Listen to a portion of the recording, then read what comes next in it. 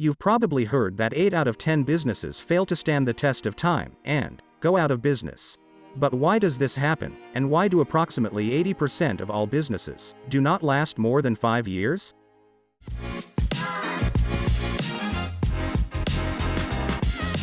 Hello and welcome to the Money Street. Let's look at Sophia's example. Sophia works in a store where they sell cookies, where every day she is in charge of making and baking them. She likes what she does, but after working here for more than 3 years, she asks herself, why not open my own cookie store? My boss doesn't even know how to make cookies, but he's the one who gets most of the profits. Then, one day, Sophia submits her resignation and opens her own store. Unfortunately, within a few days her enthusiasm is put to the test. Because before, Sophia devoted all her working time to baking cookies, and now in addition to baking, she also has other urgent activities.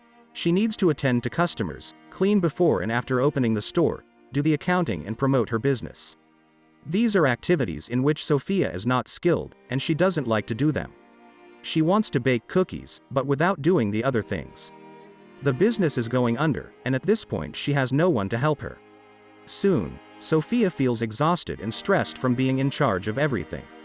She imagined herself making and selling cookies, but it seems that this is not enough to have a thriving business. Sophia is an example of a technician who has fallen into entrepreneurial seizure. What is it all about? The thrill of independence and working without a boss overhead often blind us to what it's really like to be self-employed. The technician mistakenly believes that because he knows how to do a job, whether it's cooking, graphic design, car repair, or something else, he can turn that skill into a business that frees him from the boss. The cook creates a restaurant. The graphic designer creates a graphic design business. The mechanic creates a garage. But instead of freeing themselves from the boss, they have become their own boss, a more demanding one, and one that makes them work even harder than before. Before continuing with Sophia's story, we need to understand that every person who opens a business is 3 people in one: an entrepreneur, a manager, and a technician. An entrepreneur is the part of us that has a vision, has dreams, and turns something fleeting, like ideas, into an excellent opportunity. An entrepreneur lives in the future. He feels the need for change. The more exceptional his idea is, the more effort he puts into realizing it. His problem is that he does it without looking at the cost. By pursuing dreams, he is separated from reality. The manager, on the other hand, likes things to be predictable, likes to plan and have everything in order. If the entrepreneur lives in the future, the manager lives in the past. He likes to analyze things that have already happened and draw conclusions based on that. And the technician knows how to do his job, and instead of thinking about the future or spending hours organizing things, he prefers to do the work and enjoy the results. So technicians often find themselves working for someone else.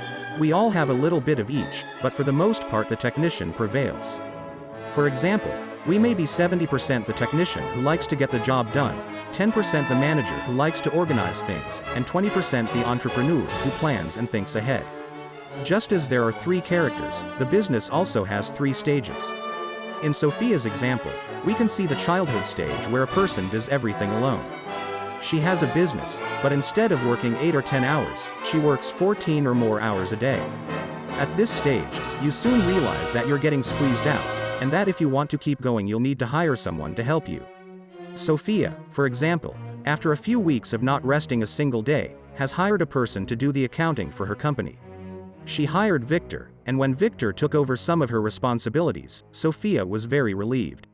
Since she doesn't like numbers, she has given Victor carte blanche and she started spending more time doing what she loves: baking cookies. Another thing Sophia doesn't like is having to promote her business. Victor has suggested that she hire someone to do it for her. If you are enjoying this video and want to be aware of new videos, subscribe to this channel and turn on notifications. But Sophia doesn't like to hire and manage staff either. She's had enough of hiring Victor, so she asks Victor if he could find someone for her for this new position. While Victor handles this matter, Sophia does what she loves: baking her cookies. The business grows and soon they end up hiring the 3rd person, who helps make cookies and cleans the place. Sophia doesn't yet realize that she loses control of a lot of things. Control of many things going on inside her business. She is not actively managing it, she leaves Victor in charge, and although there are issues she doesn't know or understand, she trusts that Victor is doing well. While she continues to bake the cookies, her business grows in employees, and she enters the teenage stage. Sophia's mistake: driving by abdication. In this case of Sophia, in the teenage stage, one of the following three scenarios can happen. First, after a while she notices that the business is facing a recurring problem. For example, a customer complains about the quality of cookies that the employee made. They say that the quality of cookies has dropped, or the bank calls and says that the numbers don't match, that something is wrong with the accounting. Then the problems start, and Sophia creates a list of everything that other people in her company are doing wrong. She goes through all the issues, finds several inaccuracies and improves them. She finally comes to the conclusion that Victor and the others don't know how to do their jobs well. She loses confidence in her people and thinks that it was better when she was alone, because then nobody complained about her work. She fires employees, or even if she doesn't, they leave on their own. Sophia's business again goes back to childhood, the point where it started. Second scenario. The one-time business goes bankrupt. For Sophia, this would happen if her store's expenses get out of control before she reacts. In real life, this happens especially with innovative businesses, such as technology companies. Someone starts a business and seeks to grow it as fast as possible, without worrying about the expenses it generates. The idea is that one day the business will be worth a lot and the owner will sell it. But along the way something gets out of control. There are so many employees, and the fixed costs are so high, that the company cannot be sustained and goes bankrupt. In the third scenario, the business survives. And this is the most tragic of all scenarios. In Sophia's example, it would mean that she continues to solve all the screw-ups of her employees, and although she has no control over everything that happens, the business survives. She currently works not 12, but 16 hours a day, doing her best to stay afloat. We can work like this for a month, 3 months, maybe a year, but after that we feel dead in life, with no strength and no desire to continue. It is as if there were a 6-cylinder engine, but only one cylinder. It works effectively. It just can't. The cylinder will explode at any moment. We lose our health, our energy, and also our business. These are the reasons why approximately 8 out of 10 businesses fail. But there is a totally different way to start a business than how Sophia did it, and how techies do it. There is a better way that anyone can follow. A path to maturity. Michael Gerber explains it in his book The Entrepreneur Myth, and we are going to share it with you in one of our future videos.